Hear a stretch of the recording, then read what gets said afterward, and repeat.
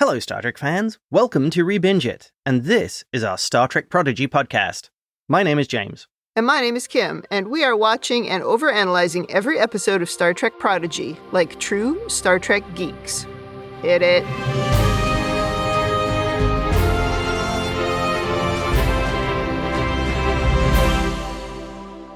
Welcome back to the podcast. Today we are on Season 2, Episodes 15 and 16, Ascension, Parts 1 and 2. It's very convenient how we decided to do two at a time, and all the two-parters have fallen perfectly into our little scheme. It was well planned on the part of the producers of the show to do that for us. A happy accident for us. I will comment that an alternative name for these episodes could be Asencia, Part 1 and 2. Yeah, she comes in strong. Oh, yeah, does she ever? I was wondering what Ascension meant, and then as I was, writing my notes, I was like, oh, Asencia. Of course, most of the time I forget that's her name, so that confuses me. Yeah, well, you're still stuck with Tahani. I'm still stuck on Tahani. So before we start talking about these two episodes, anything to say about the previous episodes, which was the one where we met the Bribble and also the Mirror episode? Yes. That was a great way of bringing the Mirror episodes into Prodigy. Yeah, because we never had the Mirror on Voyager. So yeah, this sort of brings it into the Voyager lexicon, I guess. And you gotta love Mirror Janeway. Yeah, she was cool. The last episode was an international podcast because I was in Scotland, but this week I'm back home in my dark, warm podcast booth. In your podcast cave. Everything is back to normal. Yeah. It was funny editing the episode how much background noise you had in Scotland. Yeah, I was on the 5th floor, but it was still quite noisy. And I mean, it wasn't a particularly busy part of the city that I was in, but I guess, enough so that you could hear voices from the street. You could hear lots of sirens, lots of buses. Yep. Yeah, surprisingly loud. And then I did have to watch today's episodes on the airplane, which I find traveling quite stressful and exhausting, and maybe I just get really tired. I don't know, I think it always makes me more emotional for some reason. So I found these two episodes a tough watch the first time through, and we'll talk about that when we get to some of those tough parts, but not quite as intense the second time. I was able to get through it without wanting to go, oh my God. I watched them sitting nice and comfortably on a couch. Yeah. It's different watching them on a small screen in a confined space. Maybe that's the problem. I'm stuck. I can't leave. You do not like the claustrophobia of flight. No, that is the truth. Not a great flyer. I've gotten to be a better flyer as I've gotten older. Like, the flying part of it doesn't really bother me. Like, I've had people ask me if I'm afraid of heights. No, I don't care about heights. I just don't like being trapped. And I feel so trapped on an airplane. And especially if you're like in the window seat and then, I don't know, you can't get out. Or even if you're on the aisle seat and they push the cart, in between you and the other. Oh my God, I can't. Drives me crazy. Anyway. So that is Kim's Guide to Flying in this week's episode of the podcast. Okay, so let's get started on these episodes. Yes, indeed. I will do episode 15, part 1, and you will do episode 16, part 2. And we open on Dal giving a personal log, along with a montage of Magella returning to Nova Squad, Murph and the Bribble creature saying hi to the whale. It's very cute. It's a non-evil whale this time. That's true. Dal is giving us a little update on where we are, in terms of the story. And he talks about learning a lesson that home isn't actually a place, but about being with the people you trust the most, like how he trusts Gwen, and also how Janeway trusts that moron. Oh, I mean Chakotay. I'm not sure whether your opinion on Chakotay has gone up or down because you made a comment saying this was a better version of Chakotay. It is, but it doesn't, that doesn't really work on Prodigy because you don't really see how awful he is. You have to watch Voyager to see how awful he is. And, they've almost played him here as a hero, but I would remind you, he lost his entire crew. There is that. Yeah. Anyway, over on the Protostar, Hollow Janeway is watching over the Binar, the little creatures from TNG who are inspecting the Protostar weapon that now doesn't threaten Starfleet. I guess they installed some antivirus software or something. Yeah, well, he actually says they installed some antivirus. And this is the big one. They finally put a password on their Wi-Fi. I wouldn't be so sure.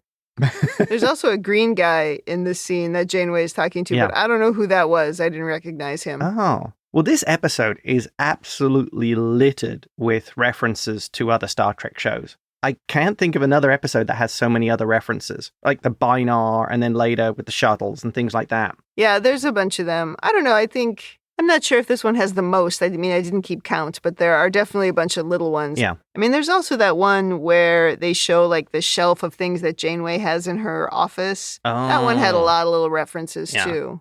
Well, Nova Squad now is flying around in an asteroid field when Dal enters the holodeck and the program ends.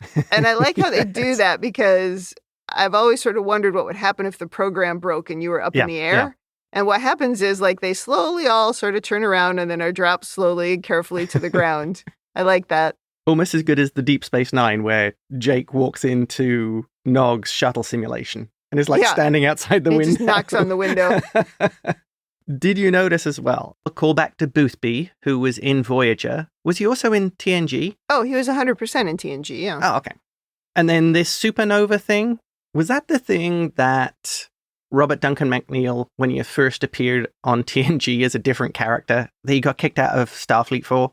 Yeah, I thought so, and I had to go look it up, but no, it had a different name, so I'm not sure if it was if this is a similar maneuver or something, but the name was called the Colvord Starburst. Okay. It was a dangerous and prohibited maneuver, which it sounds like that this is something similar. But might not be banned, or they can do it in the holodeck without actually getting killed.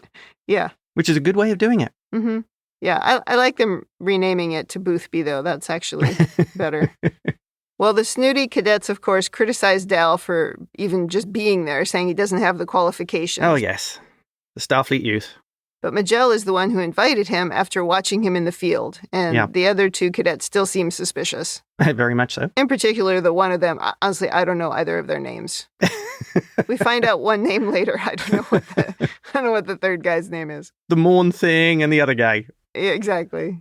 In sickbay, the doctor is amazed by Zero's new organic body, but says the damage is irreparable. The body is degrading, and Zero is devastated to lose the ability to feel. Yeah. But the doctor says all hope isn't lost. Starfleet has made advancements in artificial physiology, so an upgrade is possible, which makes Zero all excited, and I think he does his woo-woo. I mean, the doctor's pretty smart, so I would imagine he could analyze how that body is working, because it's a biological component. So if he's smart enough, they could figure out the actual mechanics of what allows Zero to have feeling. Yeah. That was sort of the implication I took from that. Well, the doctor does say that he's going to hook Zero up with the Daystrom Institute, right? Yeah. So, I don't know, maybe he's been reading papers that have been coming from the Institute or something. Yeah. But Zero instead requests that Jankum oversee the project of working on the new body because they have faith in Jankum's abilities. I mean, this is sort of cute and heartwarming, but, I mean, take the help from the Daystrom Institute. Maybe he just wants Jankum as the project leader. Yeah, maybe. Project manager. Chakotay now is getting ready for a Starfleet debrief, and there's lots of touching between Janeway and Chakotay. I find it very uncomfortable. Yeah, that's inappropriate touching in the workplace. They reminisce a little about the end of Voyager, the show. I really like that. And this is the next one, the reference to the end of Voyager and the future Janeway. He says she traveled across time and space to get Voyager home, just like he did with the Protostar. Although she managed to get pretty much all of the crew back. She got the crew back safely. And she made a huge sacrifice of herself to make that happen as well. But, same thing. Yeah. I think it was something she assimilated. Now we go to the briefing with Jellicoe, and he, of course, throws a wet blanket over everything. Starfleet Command has decided to take over the mission of trying to get the Protostar back into the past. He says, you got to get the Protostar back to Earth and Voyager. The crew will all be reassigned. And he also says the cadets are going to be reevaluated. Well, before we start the briefing, there's a couple of things I think we need to bring up. First of all, Janeway jinxes everything by saying, I'm looking forward to what comes next. This is the equivalent of saying, well, it can't get much worse from here, can it? Yeah, I said something similar at work one time, and I'll never live it down because it got worse. And I also have to point out that they do this absolutely beautiful fly past of Voyager and the Protostar towards a nebula. Yeah. Just great animation. And again, the color scheme and the look of the ships, fabulous. Well, and Tanis and Chakotay tend to agree with Jellicoe. Maybe it's time for someone else to take the reins, but Janeway looks pretty disappointed. Although I don't understand how, if Starfleet is stretched thin because of the Romulan evacuation, how are they then going to work to solve this problem? I don't know. Well, I think that's because he says specifically the Department of Temporal Investigations will be taking over. Oh, right. And they are supposed to be the experts at this kind of thing. Yeah. But what do they do? Do they actually do time travel, or do they just debrief people who've done it? I don't think we're told enough. It's probably covered in the novels. And this, again, is a callback to Deep Space Nine, where they appeared for the first time. But they are supposed to investigate where there's been changes to the timeline and people have done things. Well, there was a thing in an episode of Strange New Worlds, I think in season 2, where one of the characters was sent back to fix something. Yeah. Oh, Lon and Kirk, right? Yeah. Right, exactly. But somebody was trying to fix the timeline, so maybe it's the same thing here? Well, that actually would be kind of interesting, because it wasn't until Deep Space Nine we found the name. So if they said it in the past and they didn't have a name, that would be pretty funny. I think when we got to this point, my note was, wow, they're pulling stuff across every show. Yeah. Well, I think the writers are fans, is the problem. Which is really good. Yeah. Down in the mess hall, the Prodigy crew are also a bit down and disappointed, but even Dal seems to think it might be time for someone else to clean up the timeline mess. He says they should be proud of what they've accomplished, but now maybe somebody else can sort out the big complicated problem. I'm always, of course, interested in the food in this incarnation of Trek, and Zero is having a burger and a yogurt, and Majel looks like she's having ramen. Oh, well, it's probably Vulcan ramen. Yeah. It does make a change from the sad-looking cut-up pieces of melon that we'd see. I know.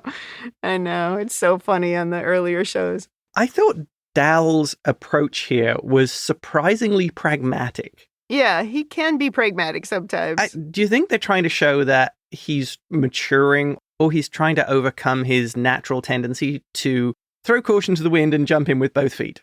Well, if we want to overanalyze, yes, we do. Maybe we could look at it like he really cares about Gwen, and he's quite worried about her. And what they've gone through in pretty much all the episodes so far of this season, have been really big, really complicated things that he wasn't able to just solve and get through on his own. Right. It required not only the other members of the Prodigy crew, but it also required members of Starfleet. It required Wesley Crusher.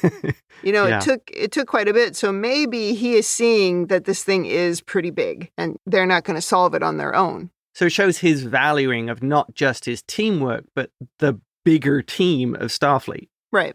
And Tanis at this point calls Gwen to the bridge urgently, and I have to say it's never good news when you get called to the bridge urgently. Yeah, I'm still disappointed that Janeway listened to Chakotay and Tanis. I mean, I think she'd be stuck in the Delta Quadrant if she'd listened to those two losers. Yeah, I agree. I feel like she's a lot more cautious, and I find this incarnation of Janeway to be a lot more cautious, and it seems like she gives up a lot easier than I would expect, especially after what she had to go through in the Delta Quadrant. I mean, I talked before about, as you age, you change, and I recognize that. But would she become so, I don't know, she just gives up so easily and just lets somebody else make the decisions, and I don't really think that's Janeway. Okay, I have a theory here. Perhaps they're trying to show the same problem that happened to Kirk at the beginning of the Wrath of Khan. He's flying a desk. He's an admiral. He's not doing the thing that he was best at. And maybe they're trying to show here that because Janeway hasn't necessarily been out doing this stuff, she's been flying the desk, she's been the admiral, that her style is changing, that she needs to get back to what made Janeway great. She needs to get back to those things that made her the most effective captain for Voyager. Well, as much as I like this show, I don't think they're doing a good job of that. If that's what they're trying to do, they're not really showing it. I think you're having to headcanon your way there. Instead, I think that the problem is, it's like when we watch that movie Best in Show and the people the actual real people who brought their dogs in. Yeah. And then they were being told that their dogs were going to win like second, third, or fourth place. And they're like, this is not a second place dog. Oh, yeah. It's like, okay, but you're now in a movie. And so your dog's going to win second place. It's a little bit to me like that because Janeway is not a side character. Oh. Janeway is the star of Voyager. Yeah. She's not a side character. And we're kind of trying to make her a side character here, but still keep her relevant. And I'm not sure we're doing a great job. Like I said, I think this show is great. I really love it. Yeah. But I'm not sure that we're doing the best we could with Janeway, because if we were exploring what you were talking about, I would respect it. But we're not. We've just sort of made her almost demure, and I don't get it. Yeah, I get your point. We're not seeing Janeway the person who can make the hard decisions and live with them. And all these people keep telling her she's making emotional decisions, right? We got that one again. Yeah. It's just like, oh, you're too close to it. I mean, people, come on. What has she accomplished? What in the hell are you talking about? Oh, we wandered off track a little bit. So back on track. We go to the bridge and we find that we're receiving a long-range transmission from a downed Starfleet shuttle on Solum. I want to address that in a minute. But, and it's actually Iltherin, known in another life and another season as the Diviner. Yep. Or Walternate. Yeah, or maybe this is the unevil Diviner. Maybe. He tells them that Asencia has assumed power on Solum, and he says a war is coming for you. She's harnessed powerful new technology that he's never seen before, and she's building military forces at an unfathomable rate. He's part of an uprising trying to stop this, and they've attained some video of domes that she has built in the city where time seems to move at a different rate inside the domes, allowing her to build things really quickly, which is very scary. Right. And she's constructed an entire fleet in no time. Chakotay says even the Vaunakat of the future didn't possess the kind of power to manipulate time. Yeah. So Janeway wonders where she's getting this technology. Right. Even more bad news, the transmission is interrupted by Asencia. I mean, come on, we knew that was coming. There was no way around it. And she is her normal, very dramatic, amazing self. I read some criticism online of somebody saying, oh, she's so one-dimensional now. I'm like, what? Come on. Okay, she's now the true villain. This is what happens. Oh, exactly. I really thought that was funny. You know, she is becoming one of the great Star Trek villains here. Oh, I love her. She has just got this style and this way of voice acting that absolutely makes her wonderful, because she gives off this sense of just contempt for all you lessers. You can almost hear the smirk when she talks, you know? Yeah. It's amazing. It's like, you're so tiresome, little people. I mean, it's so good. I would put her up there with Khan, the way she sort of exudes this just self-confident evil. I think she could be up there with Khan if she was actually battling a character as strong as Kirk. Yeah. So if she were battling, for example, with Janeway, we could have something. But really what she's doing is sort of battling with Gwen. And that doesn't make it quite right. Yeah. It's a little bit weaker, I would say. She's but beating up on a teenager. Yeah, so if we elevated Janeway, as I have been suggesting, up to the real Janeway, the Janeway who combated the Borg Queen, and we had that Janeway as the main character combating Asencia, now I think you've really got the Khan and Kirk thing. But right now it's really sort of one-sided with Asencia. Okay. I will put her performance up there with Khan, though. 100%. All she's missing is the hair. Asencia banters a bit with Janeway and then says she has a parting gift for her, and the screen goes black, which is not good. Using the transmission, she got their coordinates. Yes, thanks, Diviner. Something big is coming, and we see what looks like the massive version of the Diviner ship from season 1 slowly emerge from nowhere. That was great. Now, do you think Asencia deliberately allowed the Diviner to contact Voyager so she could get the coordinates? Yes. She seems devious enough to do that kind of thing. By the way, I asked AI today what the name of the Diviner's ship was in season 1, and it disappointingly told me the Vindicator. I'm like, no, man. Yeah. And then I asked Co-Pilot, and Co-Pilot said the Protostar. I'm like, come on. That was the ship he was trying to get, but I think it was called the Rev 2. It was the Rev 12. The Rev 12? Yep. Okay, yeah. But it was not the Vindicator. No, it was not the Vindicator. It's like, come on. Oh. It also looked a little bit like Nero's ship from Star Trek 2009. Yep.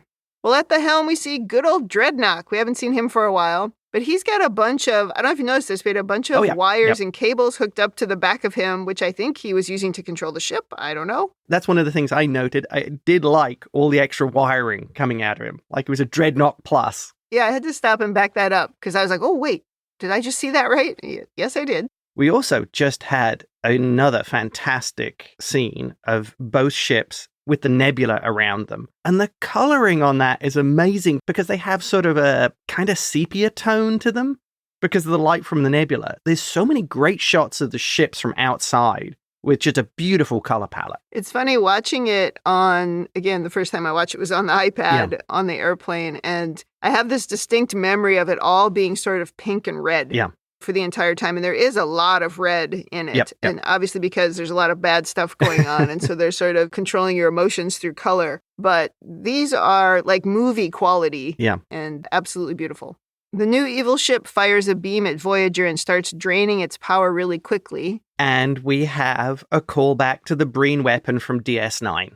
Oh, I forgot about that. See what I mean? There's loads of Star Trek heritage coming into this particular episode. Asencia also orders the Protostar to be fired upon. Chakotay doesn't want to lose the Protostar and their chance to save the timeline. Yep. So he heads off the bridge with Gwen, and they round up the rest of the Prodigy crew. And now we do a Star Trek tradition of people walking and talking very slowly while everything is blowing up around them. And I'm shouting, run, people. What are you doing? Could they use the transporters? Just beam them all there in one go?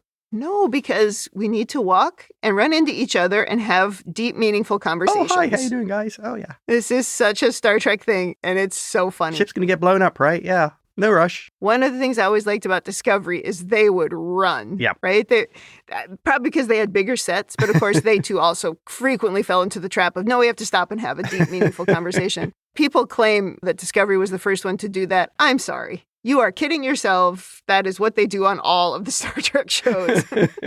So I really thought it was funny here and very appropriate. Well, Deep Space Nine was a great one. Yeah. You used to mock the elevator because they'd get in the elevator and they'd press down and slowly it would start descending. Well, because it was right there in ops, right? They would press that thing and it would go, You're just like, oh my God, you could have run down there 10 times by now. Yeah.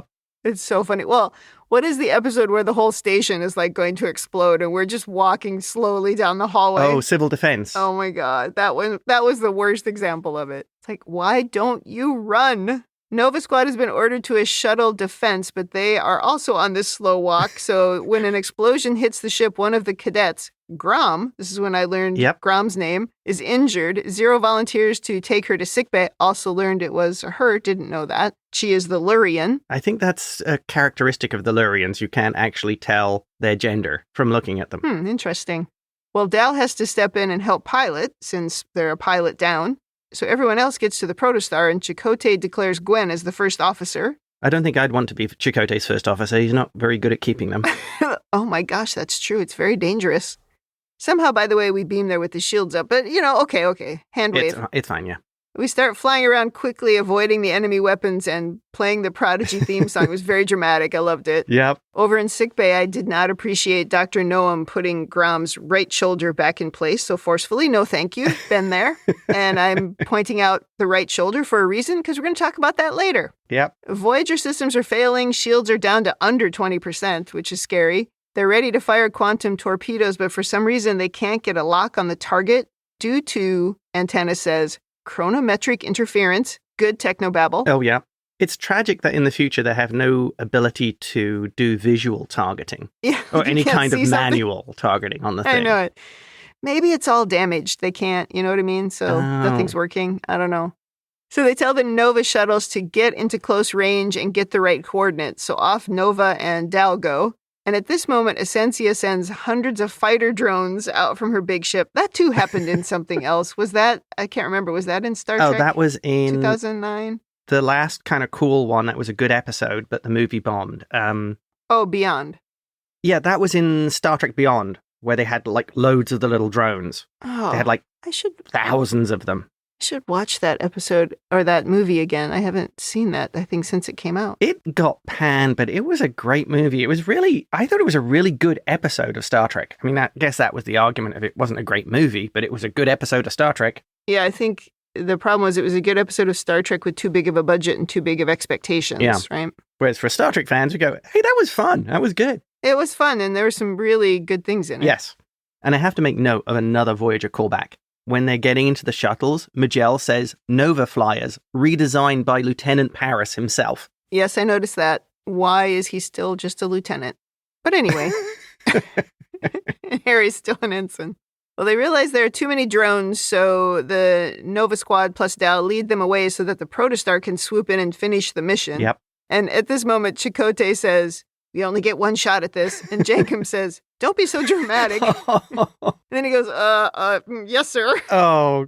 So good. Once again, Jankum gets the line of the episode. There's not enough Jankum in these episodes. I love him so much. Shields are now down to 2%. Yeah, that's really kind of bad. They finally get the coordinates, though, and they fire the full spread of torpedoes, and it seems like maybe we've won. I only wish she'd said, open fire, all weapons. Instead of just the torpedoes. Yeah, because that would have been a great nod to Flash Gordon. Flash Gordon? What the hell are you even talking about? It's just one of the lines from Flash Gordon I always really liked. You've gone off the rails. Yeah. You've changed franchises. Well, I think you can throw in some other franchises into Star Trek. I think that would be kind of funny. I mean, we had the Alderaan joke in Deep Space Nine. Okay. But, oh no, the drones all pull back, create some kind of a shield, stopping the torpedoes. And the shield also hits the Protostar and Voyager and the Nova Squad ships, and everybody's completely disabled. And the giant ship is unharmed. Was that a fantastic piece of animation? That giant lightning field? Yeah. And the blast wave coming out from the ship? And you think this is the big thing that's going to happen in the episode, but you're wrong. Nope. Because now we go to Asencia. She's having a great day, by the way. Really enjoying herself. Yep. She's got that big, full view screen in front of her with the dreadnought. She's thoroughly enjoying it. Yes, she says she's really enjoying all her new toys. And she turns around and says, your strategic mind has been so useful. And then we see who she's talking to. She's holding Wesley Crusher prisoner with a big lock around his neck and a bunch of wires coming out of it. And he's kind of phasing in and out of reality. And this looks very bad for all of us. And that's how it ends. So many questions. Oh, how did this happen? Yes. And on the airplane, I was like, wait a minute. I only downloaded one episode, but I was able to get the other episode too, so I could watch them both. So on we go now to part 2. That would be just rude if you couldn't watch the second part. For some reason, I was looking at Netflix and it only showed that episode. And I was like, I'm sure I had downloaded both episodes. And then I restarted it and it was there. And I went, okay, thank goodness. In some ways, I do wish this show had been released as a weekly thing because these cliffhangers would have been absolute screaming at the TV.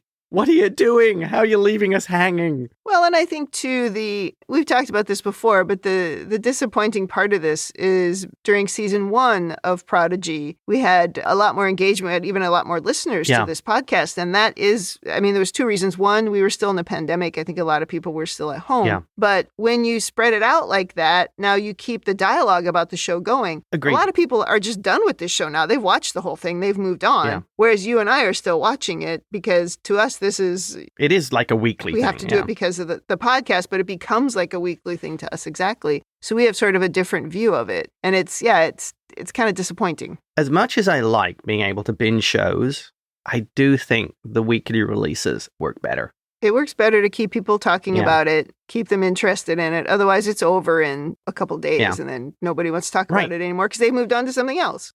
So with that, should we move on to Ascension Part 2? Yep. Things are going badly. Voyager's dead in the water. More drones are incoming. And in the flyers, Dal is reporting the engines are offline. Yep. Fortunately, they have Majel, the problem solver, who gets the engines going. And we see Voyager just getting pummeled by the drones. The Protostar seems to be relatively unaffected by this because it comes into the rescue, firing phasers and taking out the drones, just as they're about to destroy the evacuating sickbay. Well, maybe Rock was able to get them back online like Majel was able to get the flyers back online. Yeah, she is pretty smart. Fortunately, the drones don't seem to be immune from phasers. And Rock reports that they're anticipating the auto-targeting. And Jankum figures out a way to use the tractor beam to slow them down. Yeah, smart. And Murph is having a field day in tactical, shooting the phasers and saying, pew, pew, pew. He's learned some English. That made me laugh. That was pretty funny. The Protostar is defending Voyager from the drones, and Janeway hails Chakotay, saying she's glad he defied her orders for once. And I think we need to mention that he did it more than once. I suppose they've all forgotten the events of Voyager Season 2, Episode 11, Maneuvers, where he completely disobeyed her orders. Okay, I think it depends how you read what she said. Yeah. Because she could be saying, for once I'm glad you defied my orders. Oh, okay. Not that you defied my orders one time. Yeah. Yeah, if you take it like that, yeah, all right. Because he definitely defies her orders multiple times, which is one of the reasons why I do not like him. Okay, I will accept that. Okay, I'm glad I could help you with that one.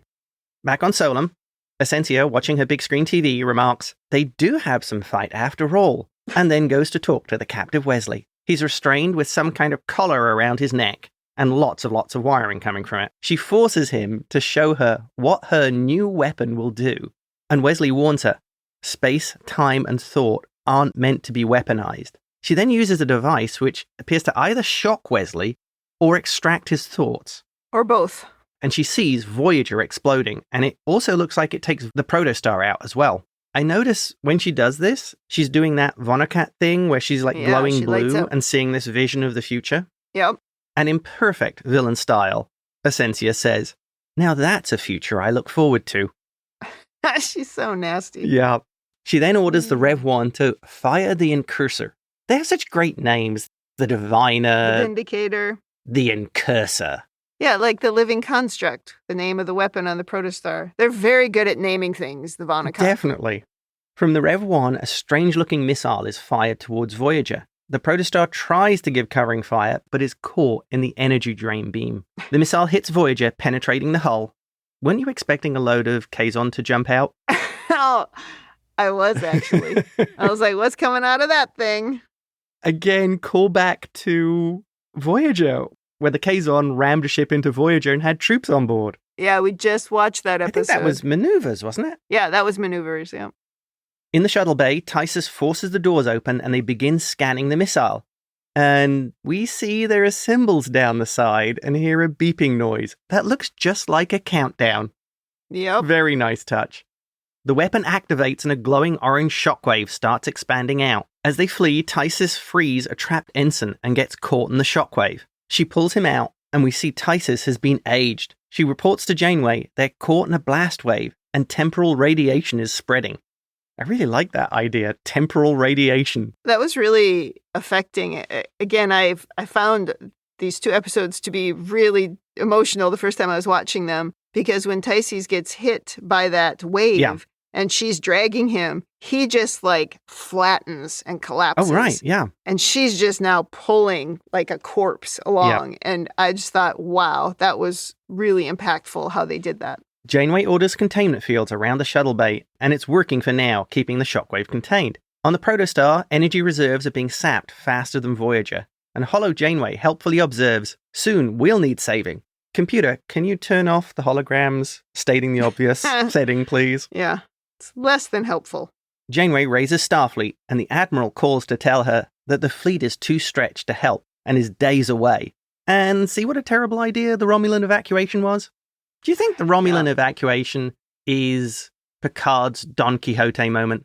This quixotic idea of a rescue that all goes horribly wrong, causing untold damage to Starfleet in the process, and Mars? We talked about that a little bit before, and I mean, I guess it kind of is. Yeah. I don't know, it's tough. Seasons 1 and 2 of Picard. Look, when they first announced that, I said, please don't ruin the Next Generation. Yeah. It's a perfect thing. Please don't ruin it. And I'm not so sure about seasons 1 and 2. I feel like it started off good, right? But then it just wasn't that good until it got to season 3. Yeah. So I don't know. Seasons 1 and 2 don't quite fit. Agreed. So you could look at it that way, yes. Seasons 1 and 2 feel like a Kelvin universe thing of somebody just wanted to write something around Star Trek, and does that actually fit into anything? Yeah, that's right. We might get letters about this. Yeah. Season 3 I liked. I loved season 3. In the sickbay, Tysus is not in good shape. The doctor describes it as he's dying of old age, but apparently you can just give him some gene therapy and he'll be fine. It reminds me a little bit of Threshold. Oh, we've evolved 1 million years into the future, but don't worry about it. I'm going to hook you up to the warp core and you'll be back to normal in no time. Yes. The doctor has figured out what's going on, calling it chronometric deterioration. Isn't that a great word? Yeah, it's pretty good. It's accelerating time itself within anything it touches.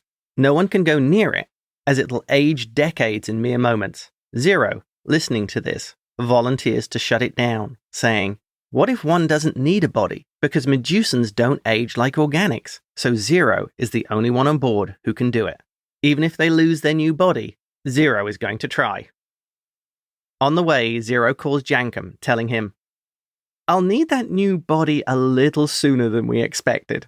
Here's another example, because now Zero is literally hobbling down the hallway. Yes. We couldn't have got them there any faster. Like maybe if the transporters aren't working, maybe a wheelchair. A scooter? Something. I mean, they're just limping. A scooter. They're just limping down the hallways. You're like, oh my God, it looks so painful and difficult and slow. It was a little for dramatic effect, I thought. Yeah, but there was so much of it. Magellan and the Flyers are still active. She describes them having a small but valid chance of victory. Yeah, this is the part where one of them asks her, is this going to work? And she said, I will decline to answer for purposes of morale, which is an incredible answer. I'm going to keep that one in my pocket. Who says Vulcans don't have a sense of humor? That was great. They're trying to buy time for the others, but the drones seem to anticipate every Starfleet flight pattern. Zero has made it to the shuttle bay and immediately starts aging and struggling as they begin to walk towards the weapon. Oh, this was so hard to watch. Oh, it was so hard. It actually looked painful. It looked painful. It sounded painful. I mean, this is an animated show, and I literally felt, ow, watching that. That was rough. Well, and also we always recognize in Star Trek when someone is trying to be the hero, and it just becomes like you expect them to be the hero because that's what we do in Star Trek, but also they're sacrificing themselves, and it's really tough to watch, characters you really like go through it. Oh, yeah, very much so. On the Protostar, Jankum is working with the vehicle replicator to try and make the backup body. In the style of Jankum we all know and love, he tells the bridge, just quit rocking the ship or Z's going to end up with a third arm. Hey, 3 arms might be useful. Yeah, that would be really useful. There's no limit to how many arms you have. Right. Cut back to Zero, who's made it inside the weapon and is clearly aging rapidly and struggling to even stand, calls Rock and they begin work on disabling this advanced time weapon. It's really good when they call up Rock, and Rock is, obviously also trying to survive. But she's like, okay, yes, just tell me what you see and I'll help you. Oh, yeah. Oh, gosh. Outside, the Flyers are not doing too well. Every move is being predicted. And here, Dal comes into his own, saying, maybe it's time to be unpredictable, and begins some crazy flying, causing 2 drones to crash headlong into each other. It's that chaos from season 1 that Dal's been waiting for. It's the Kobayashi Maru, where he took it how many 100 times, and being more and more chaotic through each one. Dal is a free-thinking agent of chaos. Agreed. Magellan agrees, stating, the logical move is to abandon logic altogether. And following Dal's lead, she and the other cadet do some crazy, or as he calls it, wackadoodle flying and successfully destroy the pursuing drones. Cut to an even more frail Zero having trouble focusing and even collapses. Zero calls the crew telling them they cannot shut it down, but it can be retargeted at another Starfleet vessel. Magellan tells Zero to target her ship. She will fly it into the enemy vessel. That was really great. I liked how Magellan stepped up and basically said, well, Wesley said I was important. Maybe this is the thing that I have to do. I really like that when she said that. Because they talked about, it was a couple episodes ago where she was still trying to really understand why she was there. What is my part in this? And now she's like, oh, maybe this is it. Right. Yeah, I like that. Living up to the Starfleet ideals she wants to aspire to. Right, because she says something about, Starfleet must be protected at all costs. Maybe they could have sent it towards Jellicoe's ship or something. Yeah, well, no loss there. Let's get rid of somebody we don't like. To draw the weapon away, she needs Dal and the other cadet to pull off the Boothby supernova, which we are informed has never been successfully performed before. And Dal replies, that means these drones won't be expecting it. I like it. Dal's very confident here. Yeah, you've got the perfect guy in there for something that just requires a little bit of overconfidence. Yep. Zero drags themselves to the weapon control and begins the retargeting. And we hear the words from Zero earlier. Perhaps my body will degrade and my senses will dull. Or maybe this is the first step in a journey of self-discovery, an unknown possibility. Either way, I'll take it with those most important to me. My family, just before flipping the final switch and collapsing. And I'm in floods of tears on the airplane. Thank you very much. This was very Wrath of Khan. Yes. Despite being irradiated by time radiation that was destroying their body, Zero was going to stay on target. Yep. They were going to complete the mission regardless of consequence. Yeah, in that moment, though, with Spock, they didn't have to really explain in detail, what was going on inside of Spock, because you already have years of history of that character by that point. It's a little bit different here. And I think also we have to remember we have a different audience, right? With a younger audience, we want them to hear the inner dialogue a little bit more than you would maybe need to in a different kind of show. But it's quite affecting here, and I think it worked. Oh, absolutely. It made it a really great scene. And it's funny because it's hard to criticize animation when you can produce emotionally charged scenes like this. Oh, yeah. That, really work as part of the story. And I don't think we've talked about the actor who plays Zero. His name is Angus Imrie. Yeah. I'm not 100% sure that's how you pronounce his last name, but he is amazing in this scene. Yeah. I think he did a really good job. And Zero doesn't always get the emotional stuff. Yeah. So this was a great performance and a really good moment for this character. On the Protostar, Jankum is working on the new body, and he can no longer hail Zero. Outside Voyager, we see the lights start to flicker, and the weapon begins to pull itself out, and launches, targeting Magel's flyer as it passes the ship. Flying towards the Rev 1 with the weapon in tow, they begin the Boothby supernova, venting coolant, and as they approach the Rev, they eject the front of the capsules, like the flyers. Yeah. Which pulls straight up. Mm-hmm. The rear of the ships crash into the Rev 1 along with the weapon and explode. And there's a really cool moment where Magel looks back over her shoulder. Yes. It's such a funny thing because it's such a human thing, right? That you want to sort of see that reaction, but it's a cartoon. Right. So, yeah, I was really impressed with that moment. Explosions spread across the ship as the capsules escape, and we see the whole of the Rev 1 explode. Fortunately, everyone was at a minimum safe distance from the explosion. Yeah. And Voyager didn't have any shields, and the Protostar was right on top of them, and none of them got hit by debris or the blast wave. It was an implosion. Oh. I think that falls under headcanon. Yeah. That's okay. I'm okay with it. Back on Voyager, the crew greet the returning Nova Squadron, and Gwyn hugs Dal. Rock also picks up Magel, hugging her, which I am sure the Vulcan is very upset about as an emotional display. That's true. She can have a podcast like Tuvok has about all these emotional people everywhere. Well, the Lurian, what was her name? Grom. Is in the background, and apparently has injured her left arm too. Okay. Now she has the sling on the left arm, but that is not the shoulder that Dr. Noam was working on. Maybe both arms were actually injured. I don't know, but I think we made a little bit of a mistake there. That was pretty funny. Yep. Magel asks, where is Zero? And we get the reveal, the new Zero bodysuit, which is an upgraded, chromed version of his original Starfleet Apple eye suit. Yeah. Jankum explains the suit has a few upgrades. Z now has sensory inputs. And Magel asks Zero, how do you feel? Which I really like, because if you notice, she asked it in kind of a stilted way. Yeah, because she's the Vulcan, yeah. Right, like perhaps how a Vulcan would culturally know that's the kind of thing you ask to an emotional race. But the question, from a Vulcan perspective, to quote Spock, is irrelevant. Unless she was asking, how do you feel, physically, can you feel? Oh, that's a good one. It's a tactile question. Yeah. Yes. Because then she touched Zero's dome part. Yeah. And Zero went, oh. What she actually meant was, how do the sensory inputs work? Do you suffer from nerve overload? And it was a scientific question. Oh, good one. Yep. Janeway with the senior officers join them, and we get a speech. She says, there was no single hero or savior. Instead, we were carried by many smaller acts of bravery as we fought for each other. But really, Zero saved you all. Pretty much.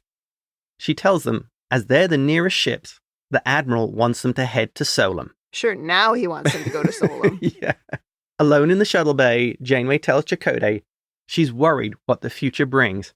Chakotay replies, nothing ever stays the same forever. So that's actually good because that's the kind of boring platitudes that Chakotay would give us advice in Voyager. That's true. Yeah, it was on brand. Thanks for the help. On Solum, Asencia is standing in front of the control screen, which is now just showing static. The captive Wesley asks her, what's the matter? Not the ending you were hoping for? She starts shocking Wesley again, congratulating him on being able to show more than one possible outcome while hiding others. However, what she has learned is Starfleet didn't send a single ship. It's spread too thin, and they're unprepared for what comes next. We close on the captive Wesley. Oy, that Asencia. Oh, yes. Well, now we're going to talk about what stood out for us in these 2 episodes, and I do want to open with something I mentioned in the first one, which was Ilthurin calling from the downed shuttle. What's the downed shuttle on Solum? Well, maybe when they blew up that shuttle, it wasn't actually destroyed, and it just crashed. Yeah, that thing blew up. It didn't crash. It looked like it blew up. It blowed up. Yeah, I have to admit, that was a little bit of a, wait, where did the shuttle come from? Yeah. We could speculate that maybe Starfleet sent a second one, and that's the one. Okay. You got to headcanon it, because it didn't happen. Yeah. But yeah, that could be, and then they got shot down too. But okay, so what other things stood out for you? The absolutely beautiful visuals of the ships and the nebula. Yeah. And the effect when the proton torpedoes exploded, and we get that fantastic lightning effect of the shockwave coming out and hitting all the ships. That stuff was just great animation. Yeah, we're like a broken record on how beautiful this show is. You know, anybody not watching it because they don't want to watch a cartoon is just really missing out. Yeah. Because this is movie quality stuff. Yes. I think what really stood out for me is how much these 2 episodes felt like a movie, like we'd gone to the theater. I wouldn't have regretted at all seeing this in a theater. It was very much Wrath of Khan-like. Oh, It yeah. had lots of elements of it, including some of the stuff that was going on in the space battle. And what's really incredible is how short these episodes are, but how much happens. I know. Yeah. Another thing that stood out is the amount of references back to other Trek in these 2 episodes specifically. I felt there was a lot of Star Trek heritage brought into both of these. I mean, we're not Star Trek experts by a long shot. No. And even then, we can still point at things and go, oh, that's like from Deep Space Nine. This is from Wrath of Khan. There's nods to other Star Treks. I expect there's people like, what's his name? Dr. Star Trek, Larry Nemeczek. Could probably point out 1,000 more things here that we're missing. Oh, probably, yeah. But I love the sort of the reverential way that they reference these things and the way they make them just part of that world. I mean, maybe the younger viewers, the people who haven't seen much Star Trek, it doesn't necessarily mean anything to them. But it's a great way of giving a nod to long-term fans, people who've watched the other shows, without damaging the storyline to make fan service. Yeah, exactly. Because a lot of times you see stuff like that and people will complain about it because it's heavy-handed. But it's not like that here at all. No. It's just like it's part of the DNA of the show. Right. Mm-hmm. Another thing, I love the callback to Dal's ability for chaos. Yeah, I like that too. I mean, there were a lot of callbacks really to itself. Yes. And yeah, that was one of the examples. I think also sort of the ability of Gwen to be the first officer. I think that was a little bit of a callback. Yeah. Zero's just really devotion to their newfound family. I think that's something that we've been building towards. Yes. Not enough Jankum. I'd like a little bit more Jankum, not even that much Rock in these 2 episodes, but, you know, it was about some of the other characters. I think one of the things they did very nicely in the story was we didn't know what was going to happen to Zero here. No. I mean, it could literally have been a Wrath of Khan Spock ending with Zero. I mean, it would have been pretty brutal. Do you think the character was written that they were taking the risk? They might not come out of this. Or as a Medusan, do you think that Zero knew they'd be fine? Well, I think having a body is the first time Zero has had to deal with the possibility of something sort of ending for them. Yeah. And they'd already had to accept that that body was ending. Right. It was starting to degrade. Yes. I don't think they were feeling necessarily that suddenly they were mortal, because the energy part of them would still exist. I think what Zero was mostly concerned with was what that would mean. Where was I going next? Now I've had these new sensory experiences, and now I'm going to go back to just sort of being energy, not being able to feel anything again. Yeah. And I do think it was the end of that more than maybe the end of their existence. But look, as they said at the end, nothing stays the same forever. And so there's a distinct possibility that some kind of an explosion while they were doing that could have ended them as a creature. Right. The chronometric radiation could have killed them. Yeah. And they maybe just haven't lived long enough to know whether or not they have an end date. I like that description. Yeah. And I think my final thing, evil Asencia, the voice acting makes that character work. It just hits the nail on the head. Yeah, kudos to Jameela Jamil. She is she's so entertaining on the show. And the show is different when she's not on it. It's not that it's, better or worse. It's just, it's different. It has a different tone. But when she's there, it's just like, uh-oh. Yeah, she's a problem. Yeah, she is a big problem. And you just never quite know where she's going and what she's up to. In Speculation Corner, I want to talk about whether or not you think she's going to survive. And the final thing I will bring up. Okay. Asencia holding Wesley. So many questions. How? Yes, how did this happen? What technology is she using? What is going on? The loom couldn't catch him. How did she catch him? Right. And by the way, where are the loom? Yeah. I guess we can only have so much happen at once. We can't have everything. Maybe it'll all come together in the last couple episodes. I absolutely love that they did that in the story. I have so many questions now. I really want to know what's going to happen. It's so keeping my interest. Yeah, absolutely. I'm excited to watch more, but I'm also saddened that we only have 2 more podcast episodes left of the season. 4 episodes to watch. Season 3. We want season 3. Yeah, we really want season 3. I don't know if it will happen. So the only other things that I had that stood out were things we already talked about. Like, I really noticed when Antennas was affected by the time thing and just the way his body just went limp. I thought, again, it's one of those little touches in the animation where they go out of their way to make it seem so realistic. Yeah. And because she was pulling him and then he just like melted and she's just dragging his body. And I thought, I was on the plane. Everything's very emotional for me on the plane. I cried through that whole thing, but I thought that was very impactful. Oh, yeah. And we already talked about the performance of the actor who voices Zero was just so good here. Agreed. Let's do a little speculation corner. And since we only have 4 episodes left, do you think Asencia makes it out of the season alive? This is my take on Asencia. Current timeline Asencia sacrifices herself somehow, which causes the future timeline to collapse and the future Asencia to disappear, undoing all the chaos. Okay, but that's... Or ideally, the past Asencia ends up getting killed by the future Asencia. I thought we covered that because of all these time paradoxes. That wouldn't actually change. If the young one died because the older one is there, she stays there.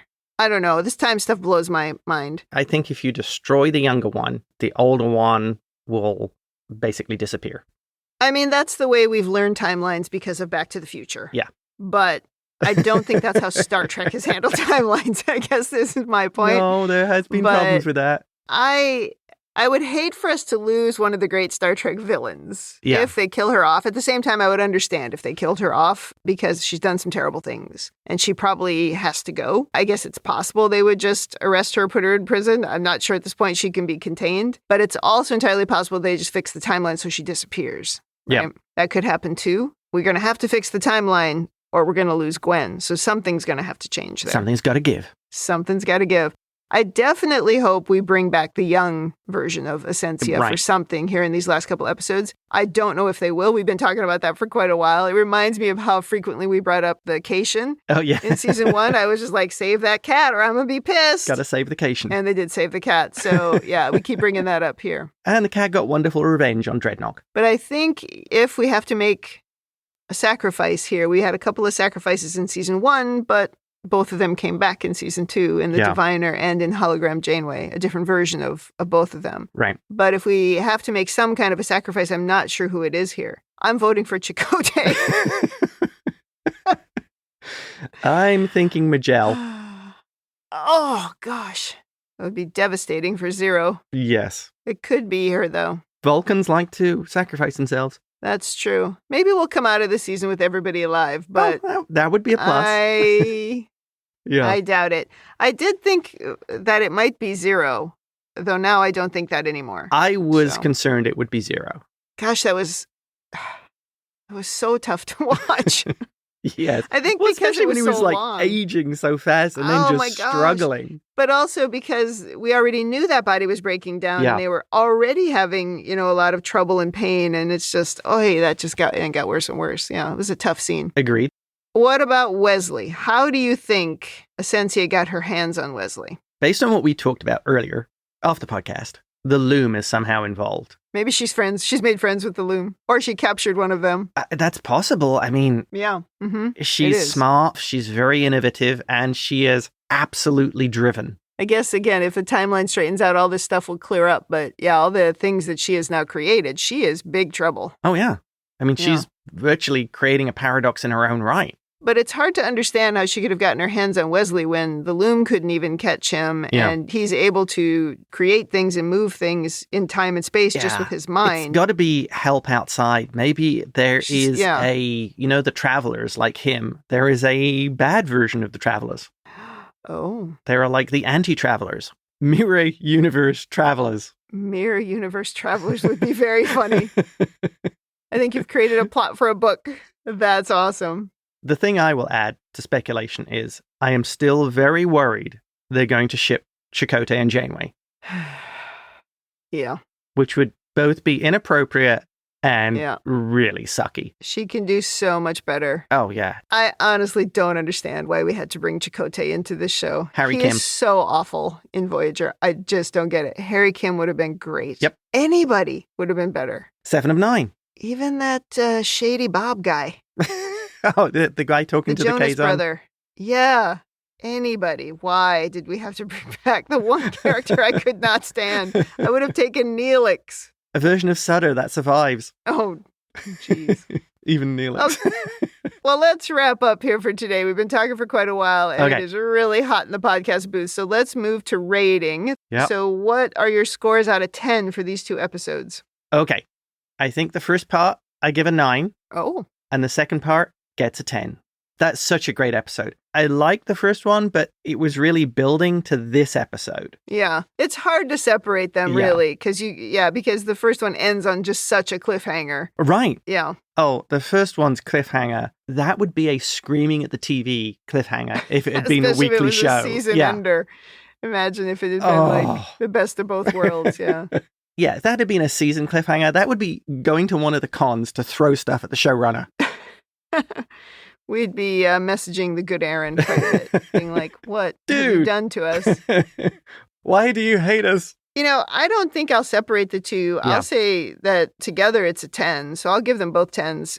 It was truly, I said it like 3 times, but it was like watching a movie, and I thought it was really good. And even though I watched it on an airplane on an iPad, I was still just really impressed with it. I found it moving, and I think all of the little callbacks to different things in Star Trek was really good. There was a little bit of humor, not as much humor as I would like, just because there wasn't enough jankum, but otherwise, I mean, these were great. Very much so. Just really well put together pair of episodes. It's hard to fathom how a show this good gets dropped by Paramount. I don't understand it. I mean, it's obviously just about money, but cut something crap. This is great. I know. It does seem very odd. I mean, hopefully Netflix's algorithm gets enough hits so they continue the show. I mean, and that's all it's down to. I mean, that they know the exact figures of how many people watch, who watches, the demographics, the number of seconds, everything. And it goes into their spreadsheet and they get a yes or no at the end. I mean, that's the problem. They don't take the podcasting into account, which is too bad. But when I'm done, I'm going to start all over and watch the whole thing again. Yeah. Well, we get to watch the next 2 episodes now. That's right.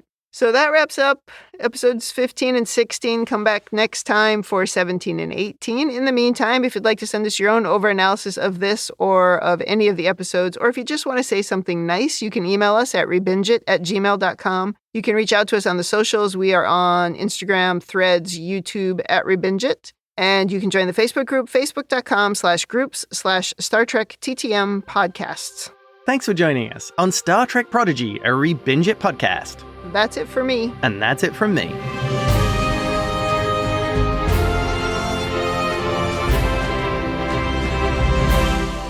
And listen to Janeway. And don't be a Borg.